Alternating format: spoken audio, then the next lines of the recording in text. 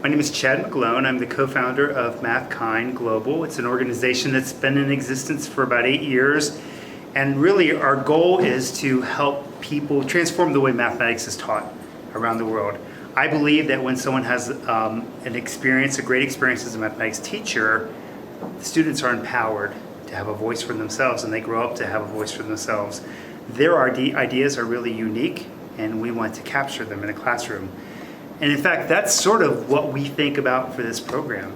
You know, when we learn to cook, when we learn to fix a motorcycle or plant a garden, we don't read a book. No one lectures to us. We do it. We make mistakes. Sometimes it tastes awful. Sometimes it's great, and we revise.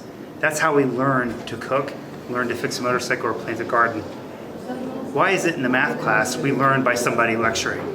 Instead, we could change that. If the teachers listen to their students, help them feel empowered to have a voice, and they talk to each other, it can transform the way mathematics is being taught. So that's our goal, is to really, for the teachers to connect to the students, to listen to them, to let them talk, maybe to change the way their energy is in the classroom. There's a little bit of a story, I'll make it short. When I started teaching, I have a master's degree in statistics, I lectured. And some students liked it, but most students didn't. They're bored. Who wants to listen to someone talk at you? Well, what happened was I learned to teach differently. I now provide an exciting task to my students. Maybe it's a boring task, but then I step back and I listen to them. And that's exciting for me as a teacher. It empowers me as a teacher to listen to my students, to respond to their knowledge, to make their thinking visible, and then adapt what I teach. And I have never had a student not pay attention when that's the case, because they're engaged. They have value in my classroom. And that's what we want to see. Let them talk to each other. I actually had students once tell me, "We don't think you know this math very well." And at first I was like taken aback. But I realized that's a good thing, because they're the ones who have to learn the math. If I'm telling it to them, they're not going to learn it.